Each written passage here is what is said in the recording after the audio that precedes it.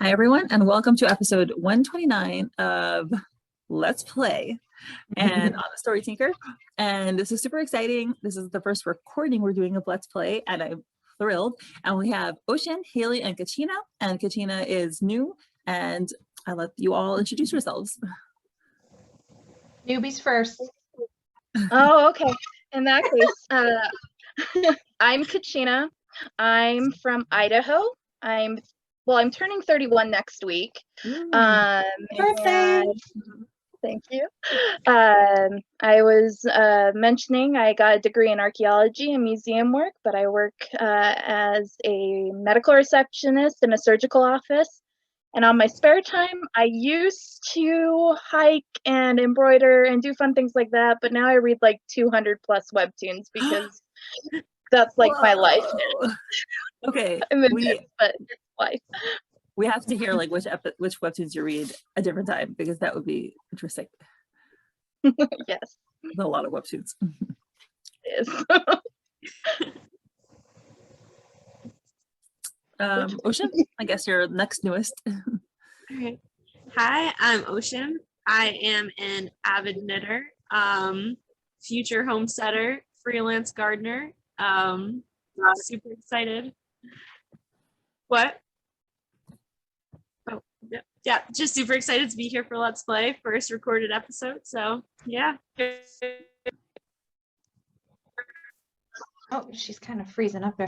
Hi, I'm Haley. I've been on the podcast before for Midnight Poppyland, and I was really excited that Mindy was doing Let's Play because it's another one of my favorites.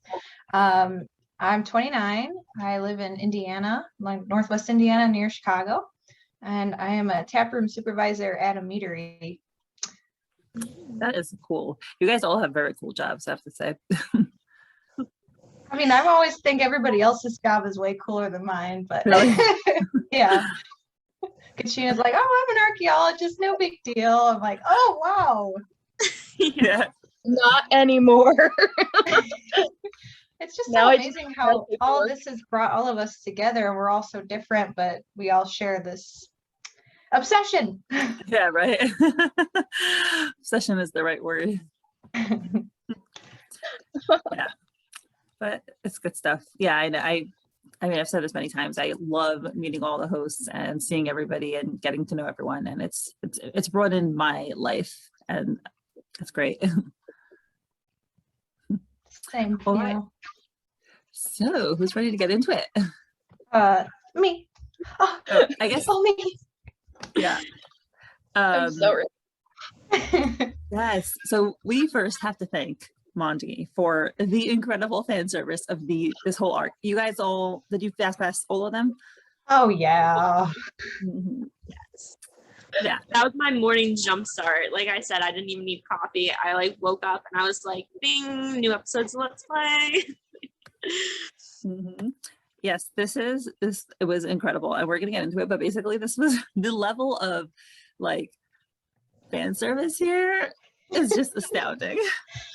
Well, and just the fact that we had to wait so long for this season, like the anticipation was even greater, and yeah. Not in a bad way, but in like a ravenous way. Right. Yeah, 100%. It's been like what, a year or so or longer? I think. Let's see. It's almost been a year. I'd say it'd be like 10 months.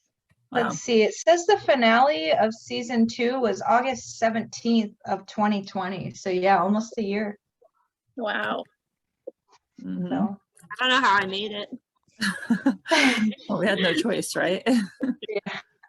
Well, I nearly burned up like a rock falling through the atmosphere with reading this thing, that's for sure. Yes. Oh my gosh. I know, right? This kind of makes me regret that my husband is like thousands of miles away. Oh, he didn't come with you on your trip, huh? No, I work remotely and he does not. He was originally going to come because we thought he could work remotely, but I don't know, his work like changed their policy. I don't know, whatever. I don't think he asked properly to begin with, but so. But yeah, no, so I'm not seeing him for 2 months. But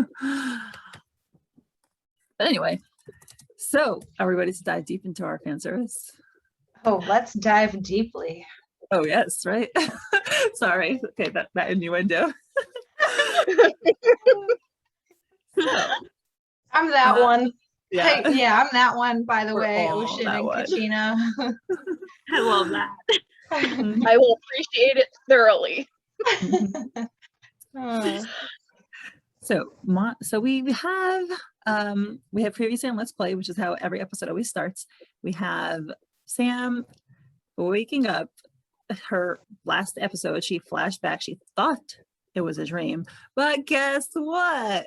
She nuzzles her nose straight into Charles's chest. It was not a dream. She's in his bed. Oh, yes. A lot of naked man. Not enough is what you mean. Not enough. Not enough. You can just feel it. I'm sorry. I don't know about you. I felt that skin and that flesh. Yes. Sorry. We'll try to be coherent, but we must acknowledge the effect that this has had on us. It'll be hard to be coherent for the next episode. It just will be hard. I know. I'm sorry. You're already failing. we usually pride ourselves in being, thoughtful and introspective and analytical, and it might all just fly out the window. So yes, so she blushes, she jumps, she gasps, and Charles is just completely unflustered. He just smirks up and he's like, I don't know how to pronounce Welsh, sorry, I should have looked up some videos before. He's like, Borda Bunty, which apparently means good morning, sleep well. Ugh. That is the voice of a man who has experience, by the way, and you could completely tell. So much self-confidence. He's not at all embarrassed. He's like, yeah, strange lady in my bed, probably, 𝗣𝗲𝘆𝘀,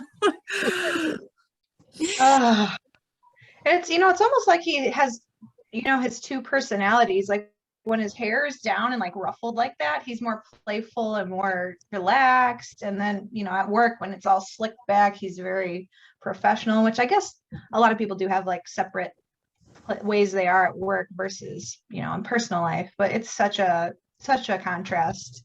Yeah. I much prefer the ruffled, laid back Charles. The hair, man. There was the one episode where they were in the car and she's checking out his bruises on his chest and he had his slick back hair, but she said, I've never seen one so big, and he turned and broke the fourth wall and was like, that's what she says in it. Yes. Oh It was God. great. That was so hard. Well, he can be a little witty when he has slick back hair too, but he's way better with the must one. Yes. Yes. Oh, by the way, and I've said many times on this podcast that my look is the blonde hair, blue eyed. And let me tell y'all, you know what country I'm in? I'm in Holland. Guess what coloring they're all? Blonde hair and blue eyed. Yeah. I guess we all know the answer to your Patreon question there, Mindy. Yes. But actually not because of his looks, but you'll get that in the episode. I mean, it doesn't bad. Yeah, Marshall also looks quite nice, and Link is actually, I think, in my mind, the handsomest for me, for my preference, my look. But anyway, that's beyond the parameters of this particular point. So confident Charles is just like completely nonplussed, and Sam obviously does not have that equanimity, and she blushes. We have that classic blush meter, which is breaking, warning, temperature surpassing critical levels, abandon all hope. It's just we have this beam coming out of Charles's building, whoosh, just completely ascending to the sky. And then we have a street view of blank generic Comic-Con, right? I think it says generic. I think it does. Yeah, and then we have some, okay, please correct me if I'm wrong, Lord of the Rings cosplayers, because they say the beacons are late, Gondor requires 8. Is that a Lord of the Rings reference? Yeah, that's the middle guy is. I'm not sure who the other two are. I thought it was a work. The costume reminds me of Monty Python, is what it reminds me of. Yeah, you're right. Which I haven't watched. Yikes. Man, I don't know who the elf girl is, but yeah, definitely Lord of the Rings Cool. Yeah, I read Lord of the Rings like legit 36 times when I was a kid, and when I was like in 8th grade, and then I lost all interest afterwards. I barely remember it. But my husband like watches it with the kids, and he's actually it's basically his second fiction book. He's in the middle of reading it all now. It's his second fiction he's read in his life. Like he's a big reader. Wow. He reads a ton, but he only reads nonfiction. Huh. Just like, who are you? But anyway, and now we continue. So we have a scene called Paradise, and we very quickly learned this is Hawaii, and Mama and Papa Bear are sleeping in bed calmly until the light just comes all the way from, they're in LA, I think, right? To Hawaii, and shines over their beautiful, house that they're in with a pool and the deck, and it's just gorgeous scenery. And Papa Bear wakes up, jumps up, and springs out of bed. Says, "Grr, that light can only mean one thing. My pumpkin is in danger. I should have known. I should have brought her with us." Sam's mom is quite used to this, and she's like, "Samuel, we've talked about this before. Samara is a grown woman now. I'm not going to do her any favors if we come running anytime she has a moment of embarrassment." And I'm totally with her. A big thing about Dad, like, I know he's adorable and we all love him, but I'm like, leave her alone. Oh my God, like, just stop already. Can I also like just point out, I don't know how this even happened, but if you zoom in around his boxers, it has like DILF instead of MILF. Oh. Yeah. Oh my gosh. Nice spot, Ocean. Nice spot. He is a DILF, y'all. He's not my DILF because I don't like overprotective people, but he is quite fine. Quite yummy. He's in good shape for a CEO of a computer company who probably has to sit a lot. So he's going to the gym. That's actually, I know a lot of people complain. They're like, everyone in Webtoons is built, and like, no, we don't even see them exercising. Like, how did they get built without like lifting a finger? So yeah, but yeah, this comes from severe exercise or intense exercise. But yeah, he's got a big, broad structure too.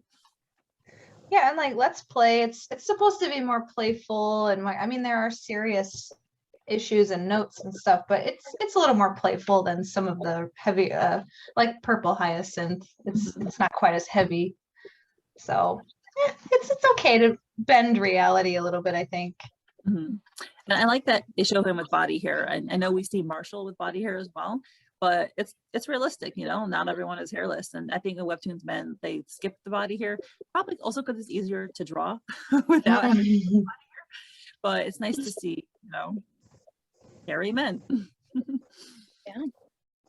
Yeah, one day we'll get to hairy women, right? Yeah, like her mom leaning back there. We need some hairy pits or something there. Yeah, but the dad is not willing to hear. Like the mom is obviously, like this has been discussed before, but the dad is not ready. He's like, our daughter is a sweet, trusting little lamb in a world made of wolves. I must protect her from this cruel world. And it's, that's the attitude. That's the attitude that Charles has said, your family like overprotects you. And here it is again. I think he has no trust in Samara to be an adult. And he's like, help me find my phone so I can call her and I'll schedule a flight back home. I roll. It's like, Samuel, I'm sure she's fine. Besides, and she knows what she's doing, this lady. She like leans back, sparkles. She's like, and she like kind of pushes her boobs up. You have to go home and leave me all alone, Papa Bear. Ooh. She's just like a blonde Sam. Like she's got the rockin' bod and like the same face. It's just the eyes and the hair are different colors, but that's Sam. That could be Sam one day. Yeah, I thought of that. What were you gonna say, Kachina? I just was like, I was gonna say too, Mongi is so good at drawing. Like you can see her face so well, and we've never really seen her without makeup before, but you can tell she's the same person. Like she just does such a good job of drawing people with and without makeup and looking exactly the same somehow. Just incredible. And still beautiful, I mean, makeup should be fun. It should be, you know, something you enjoy doing. It shouldn't, you know, you shouldn't have to hide your true, you know, your true face. And everyone's beautiful in their way. So yeah, it's nice to see her with and without. I agree. Mm-hmm. Yeah. Oh, yeah. So she's trying to, you know, I think this is also very smart because you get to know your spouse or your partner, whoever you're with, at a certain point, and you can recognize when they have a point that they're not rational about. And she knows that her husband is not rational about protecting Sam. And I think she's just, you know, she knows that she can't reason with him anymore. So she's just trying to go around it by using seduction to get what she wants, which is, you know, for the best for Sam anyway. And I just think that's a very wise tactic because, like, I know, speaking of traveling and my husband not being here, last time we traveled, my husband's like not very good with changes. And I was like, okay, I'm going to buy him a lot of food. I always made sure he had a ton of food and a ton of snacks and his drinks because I was like, that will make him less stressed out, like on the trip. And, you know, Mrs. Young is like using the wisdom and doing what she knows will hopefully calm him down. And like, aren't you worried about your honey getting cold? Appealing to his, like, you know, like, you're here to protect me, I need you. He's like, I'm sorry, my queen, and cries, but as much as it pains me to leave, I must ensure the safety of our progeny. And she's like, oh my gosh. Dumb. He's so dramatic. I love it so much. Yeah, he's hilarious. And Mrs. Young is not having any of that. She has this very determined look on her face. She grabs a sparkle out of the air, throws it at him. It reaches his shoulder or neck or something, draws blood, and he is like, what a woman. He's so it's stuck in his forehead. His forehead. Oh, that's where it is. Oh my God. What a woman. So yeah, he admires her ingenuity. And I have to say, I love this like whimsy in the cartoon where like there's things, it's not a fantasy cartoon at all, but there's things that happen that are like beyond the realm of the natural. And like with, you know, her beam and his supernatural sense, and, you know, Charles grabbing the ellipses out of the air last time. So it's adorable. Like the imaginary sparkle being used as a weapon. Yeah. And he's like, oh, yeah. And this is like, you know, this because at the end of the day, he admires a strong woman, and he admires the tactic that his wife used, where she's like bringing him back to reality by like literally hitting him in the head to be like, yo, like, get down to earth. And I like that because, well, I think a lot of people like men that like strong women, and I'm one of them. So It's kind of interesting though, because a lot of the times when Sam gets brought back down to earth, it's when she's been flicked in the forehead. Marshall's flicked her in the forehead. Charles has pushed her in the forehead, and now Daddy is getting schlunked in the forehead. So apparently it's a Young thing. That's an awesome observation. That's cool. I just reread the whole series, like in anticipation of season 3, but I'm like, I want to read it again now, so I'll look out for that. And yeah, so he is persuaded and he leaps in the air. We have this adorable chibi version where, you know, the giant head and teeny body, and he's like, Papa Bear is coming for his honey bear. So flipping cute. And he leaps there, he cuddles her, he's like, I could never leave your side, my queen. And she looks so happy. She has that contented face of a woman who's cuddling with her husband. So cute. That's very sweet. But she is worried. She sighs, and she, you know, when he's not looking, of course, he's like, I hope you are well, 𝗪𝗏. So she is worried, right? And I think that's the job of a parent, is when it's time to let your kids go. Like, you know, they're going to make mistakes. You know, they're going to mess up. You know, they're going to get their heart broken. You know, they're going to like be broke. You know, they're going to be in the wrong job and waste time in the wrong major or whatever. But that's their life to live. And you know that the only thing you can do is let them go and do that and make their mistakes. You're still worried. I hope we see more. I bet we'll see more of her mom, but we've seen how the dad is with Sam, but I'd like to see more of the mom and her interaction, because I feel like Sam probably like idolizes her mom a bit just because she's so beautiful and so confident. And, Sam could be that, she just hasn't had a chance because maybe her dad stifled her and she was ill and, had to spend a lot of time in the hospital, but she could be that for sure. There's potential. And maybe Charles will help her. I see what ship you're on, Haley. They're also, oh God, I don't know. They all have their trait. I will say I don't think Charles is endgame though. Oh, you know what? Don't break my heart. You know what? Maybe we should save that for like a bonus content at the end. Be like, who do you think is endgame? Let's do that. The last 5 minutes. Don't make me choose. I saw Kachina's face just fall. I was like, oh, I'm sorry. I'm like, I have a harem that I have to uphold here. Right? That's it. That's the end game, the harem. There's always fan fiction, Right. And if it isn't there, write it yourself. That's right. Yeah. So now we go back to Charles' apartment where I can't, okay, but we have to. He's leaning over her. She's crying. They're like inches away.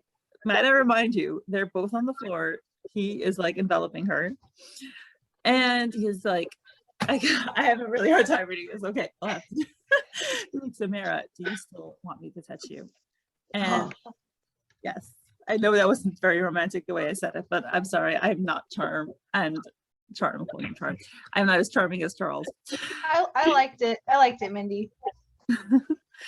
And one thing I really liked about that line was that he's giving her the opportunity to continue things. She was very embarrassed and she was, like, oh, this is terrible. How could I have done this? Which anyone could have seen that she would have reacted like that. Anyone who knew her knew that she would react like that as soon as she sobered up. But Charles was wise enough to see the desire that really animated her request last night, and that really does exist. But it's a desire that she constantly pushes away, but she's only let him see it. And she's been more genuine with him about her desire. And honestly, as I was rereading the last season, I was very struck by her forwardness. And I think it must have been very hard for her to even express what she did to Charles, even in last season, where she told him, that she wants to be with him physically. And he is sensitive, I think, enough and kind enough to give her like that out, where he is allowing her to go back to what she really wants. And, she might have been too embarrassed to mention it again for at least a long time, but he's like, I know that's what you wanted, and we can continue that. That's what we all wanted, and let's continue it. I was very impressed with Charles. Like, my impressions of him after I read it the first time were actually a little more negative. I always liked him because whatever, he's the kind of guy I like, and I'll talk about that a different time. But I was like, okay, he has some major issues. But rereading it, I was like, you know what? He actually has been quite gentlemanly throughout this whole story. And he's doing that again. He's very sensitive to her, as we will see. Hey, yeah. In many ways. Hey. And she blushes and she's like, turns away because obviously it is still hard for her to face him. And she says, yes, but I can't imagine you'd want to after what happened last night. And turns out Charles does want to. Oh, duh. Talking about gay swans would turn on anyone. Oh, right? Honestly, it is an adorable prospect. I mean, yes, that was an adorable thing that she said, but I think that kind of endeared her to him too, because he knows how innocent she is, but he didn't know he needed that sweetness and that naivete and that innocence in his life. And whereas he's maybe helping her build her confidence, you know, he's had his trauma in the past, and she's maybe kind of bringing him back out to kind of trust again and open his heart a little bit more than he has been able to in the past. 100%. Yeah. Yeah, and I think that's why he wasn't, all the other women that we've seen so far that he's been with, like Eva and Miss Rosewood, they're not the kind of sweet person. And, you know, they probably have their own story. I don't know if we'll get to know Miss Rosewood more, but Eva, we definitely will.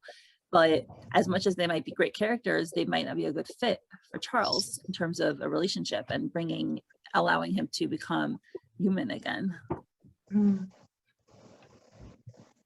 So yeah, so Charles decides, yes, I am interested, and he starts by kissing. Sorry. Okay, mature ladies, mature. He starts by kissing her. Kisses her neck. It's super sexy. It is extremely sexy. It is just, that's all I'll say. It's just very, very, very, very sexy. And yeah, it just brings back a lot of visceral memories, right? Well, and you just think of, like, you know, she's never done this before, and she's never been this close to someone before, and like, yeah, just thinking about the first time you were ever close to someone in that way, it's, even though we're all, you know, a little bit older, it still is something everyone can relate to, I think. Yeah, first time. Yeah. Yeah. Yeah. And, you know, he's just being super affectionate, like just, you know, kissing her neck, and she's blushing, and she's like, ticklish, haha. And she thinks to herself, this is just like my dreams, only better. And her eyes are like, they're not brown at this point, they're red. To me symbolizes like her lust just really coming through. Well, and in the previous chapter, not the previous chapter, the season finale, when she was drunk, her eyes looked like that too. Like she was less inhibited and more, aroused. And I think we're gonna see a little bit more of that. Yep. And he's being super sexy. He's licking her neck, he's biting her neck, and she's just gasping repeatedly. He's sliding his hand up her side. She's only got like a shirt and underwear, like a little, it's not a lot of clothes right there. Stay in, let me pull out my fan. Did you actually bring a fan? That is awesome. Or just always carry a fan with you. You had that ready to go. Oh, me too. What? Oh. I don't have a fan. Just cat hairbrush. Okay. Fine. We all have a fan and we're ready to go. Yeah. I don't know if this will be enough though. Somebody needs to get me a high level 𝗏𝗏 cooler right next to my face. Basically. It's hard to read this in public, I will say.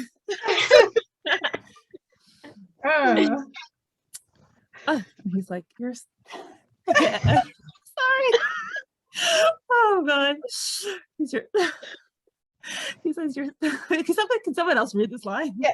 Your skin is so soft, Samara. You feel lovely. Thanks. That was lovely. You said that so well, Haley. Thank you, Ocean. Oh, thank you. I appreciate that. Thank you. Oh, if we ever get a dub of this, oh my.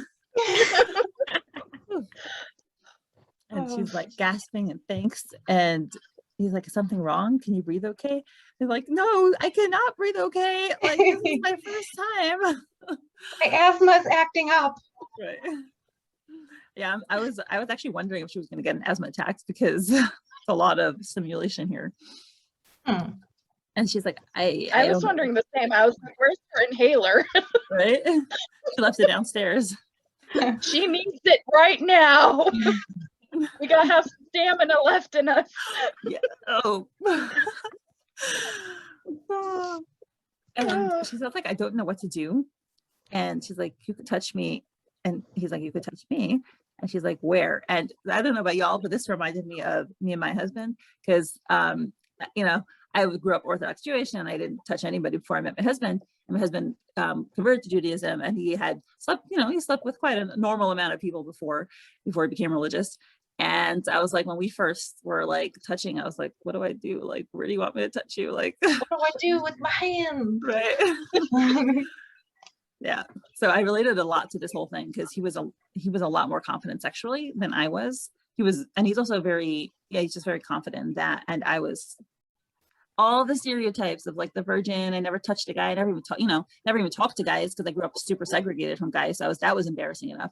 So yeah, this whole like these couple of episodes were like, I'm not a shy person, but I related a lot to Sam here in her first experience. Mm. Yeah, and the complete opposite with Charles and how confident he is and totally unembarrassed. Mm. But he's still blushing a little bit too. You can see like he's not unaffected. Oh, it's so sweet. I love it. I love seeing him blush. So cute. Yeah, and it's great that he's guiding her. You know, you can really tell he's totally fine with that role, and he's not put off by her lack of experience. I don't know if that is a thing for some people. I can see that some people might be like, oh, you're like a kid, but he doesn't ever treat her like a kid.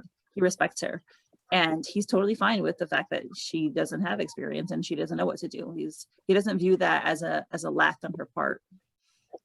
I think it's more of like a turn on for him, to be honest. It's like he's never been with someone so innocent, which is not, innocent's not a bad thing.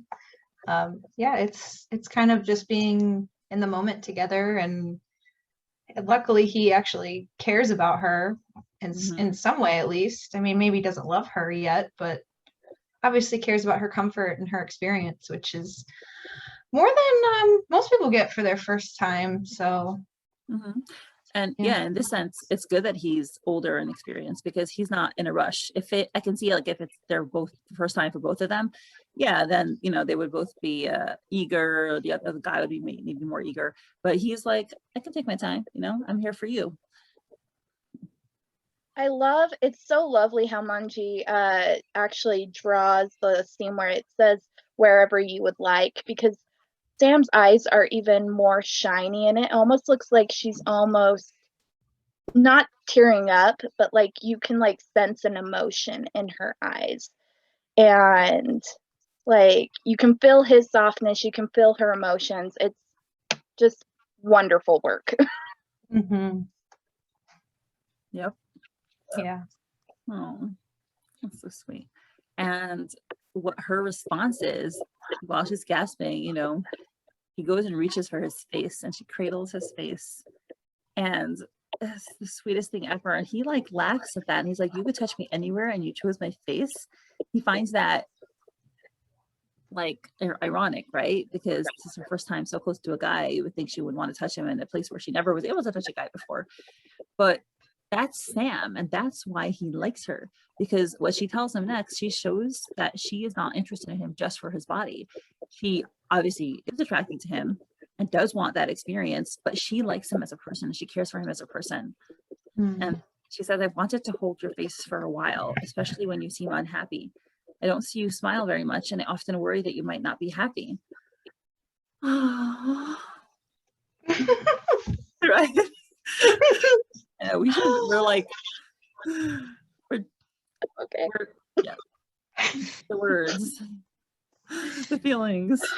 The feels are real. And I love his expression because his face just becomes a little bit more serious. He's previously like kind of been smiling and it's like been amusing for him, but this is where he's touched by her tenderness for him.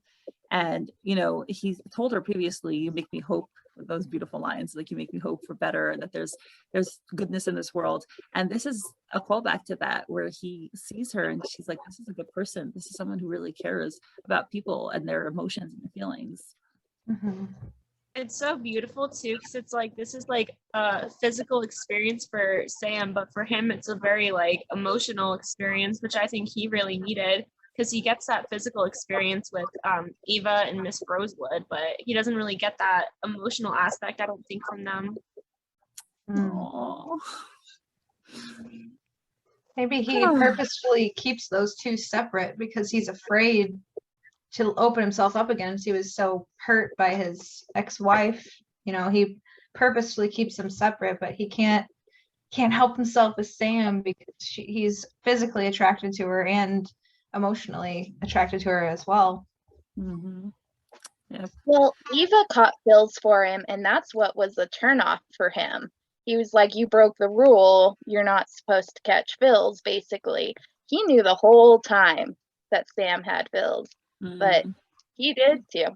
So, yeah. It's like, it's a trope we always like to say, but like when it's the right one, it's the right one. At least now I'm betraying my endgame theory here. Hey. At least for this circumstance, for sure. For right now, she's the right one. You know, the fact that they're here right now doing this shows that he needs this now as well. And she asks, "Can I kiss you?" And he says, "If you wish." And she glances down at his mouth and brings it, lifts his face, which I love the fact that Maji wrote lift shows you that he's just letting her do whatever she wants with his face. Like he's being totally passive now. He's letting her take the lead. Yeah. And then she kisses him delicately. So sweet. Oh. I can just feel this also, this whole thing. It just really like, I don't know about you, but it just brought me back to like making out with my own husband. Like it was just so visceral. Oh, sweet. And she turns aside, she flinches, she's like, "I'm sorry, Charles, I missed and took your bottom lip instead." And that's cute. Which I don't think happened to me, but I'm sure it happened to many other people. So it's nice that it's been in here. Yeah, because I think it's important to know that like it doesn't always go super smoothly the first time or the first couple of times or whatever. You know, it's a learning experience. And part of it is just learning together, and you know, each individual is different, and you know, he's learning her just like she's learning him. Yeah. Yeah, and Charles is very affirming and supportive. He just says, "It's fine, Bunty. You don't need to apologize. Besides, practice makes perfect." And Hey. you know, yeah, right. Let's practice.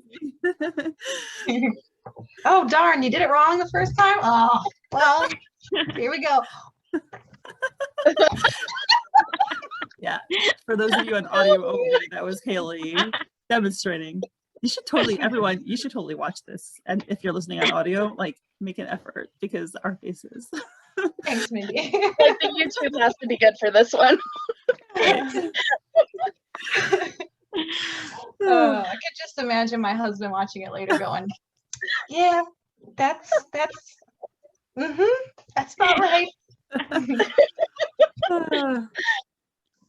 Oh boy.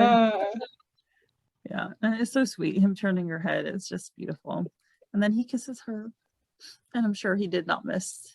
And he kisses, and then there's a wet kiss, and she whimpers. Thanks. Yeah, good sound effects.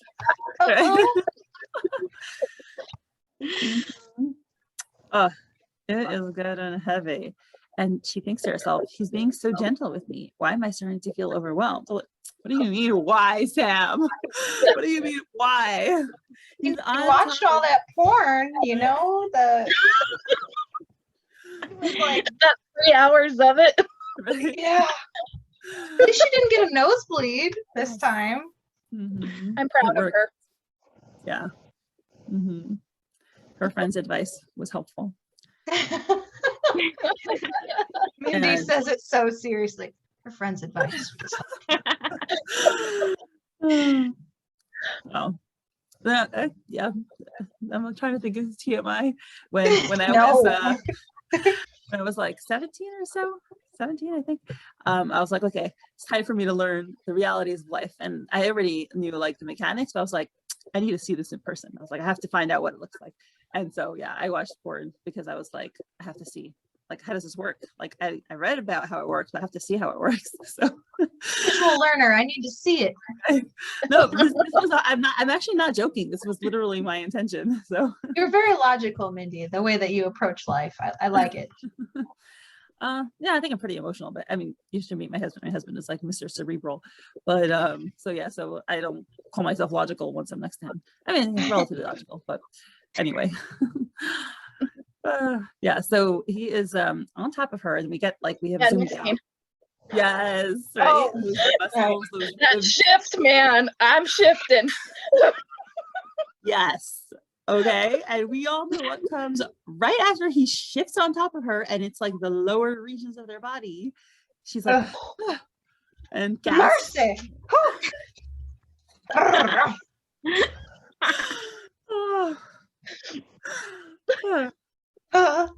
Hello. Yes. And these episodes are not the ones. If you're looking for straight episodes with just an L, yeah, these are not the ones. Lots of gaps here. Yes. And she thinks to herself, he's pressed so close against me, I can feel everything. Yes, Sam, we needed that visual. We needed that reminder of what you could feel. I did. Oh yes, 100%. This whole episode is like self-insert, like 101. Oh yeah, insert. You got it. Oh, you're absolutely right. Oh. Ooh. I need a cigarette.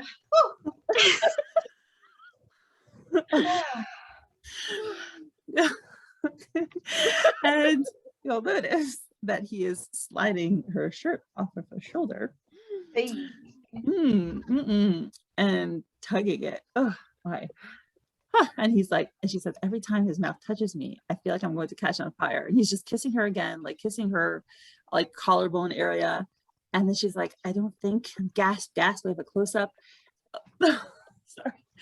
Did you notice too, she has a little like kind of bite hickey mark on her neck there? Oh, right. Yes. He bit hard, man. I like it. And he's going lower, people. He is descending. He is reaching the bumpy area. This is not a drill. This is not a drill. Oof. And she's like, I don't think I can take much more of this. She whimpers, and then she actually vocalizes. She's like, Charles, she thinks I feel weird. And then there's a moan, and there's a moan.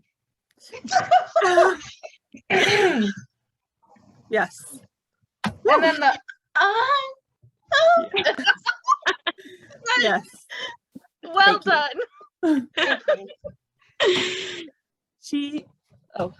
Hey, hold on a second. So yes, we had that moan, which Haley so ably demonstrated, and Charles is shocked, and he looks at her, and she's gasping, and then we have this beautiful vision of Sam on the floor, looking sexy as hell with that shirt off and her breasts showing, quaking and gasping, and he's like, Samira, did you just? And then we have this beautiful image of the orchid dripping liquid. Yes. Wink, wink, nudge, nudge. Yeah. What does that mean? I don't get it. Why is an orchid in his room? Does he have I orchids don't on get the floor? it. It's a very large orchid. It's Why is that awesome. orchid crying? I don't get it.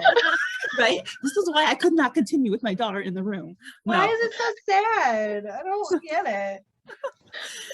It was beautiful. It was such a beautiful analogy. I love that metaphor and that way of presenting it. Yes, Samira just had her probably her first live human induced orgasm. Live human. present in front of her. Ooh. Mm-hmm. Good for her. Hey, way to go. You know, I'm gonna just. Yeah, let's all do it. Hey, for Sam. You did it. It's a beautiful moment. Oh, the first time is always so nice, and I'm glad she had it with Charles. You know, he said to her, he's like, "Oh, your first time should be with someone special," and he's like, "You are special to me," and it's true. And he did such a good job. Yeah, it was very beautiful. All the squills and all the size, all of them. Yep.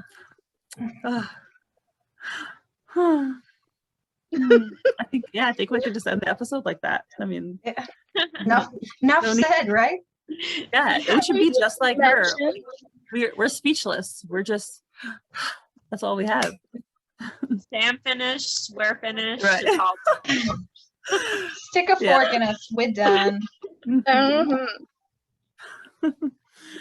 I do find it funny that like nobody in top comments mentioned the orchid. It was all about the sparkle. And I was like, that was hilarious. But Like, did you read the chapter that I read? I was a little distracted. I was like, I don't want to see her parent. I'm like, get back to the action. Come on. I forgot about the sparkle by the end. I was like, what are y'all talking about? Right. I totally agree. I read out. I really also forgot. I was like, what are they? Well, we're here to make up for that. Okay. This podcast is focused on the right things. We got priorities, okay? We're here with our fans. Yeah, we're ready. You know what's up. The ironic thing about my fan? I just realized what I said. I said we know what's up. Mhm. Mhm. I'm sure Sorry. Charles knows. The irony of my fan is this is my church fan. Oh, nice. But it is the one for me Church when fan. I'm feeling warm. So You'll never y'all look know- at that fan the same way again, Right. Kachina. Yeah. No way. I'm gonna be beat red at church, and people will be like, "What's wrong?" Don't ask. God. Don't ask.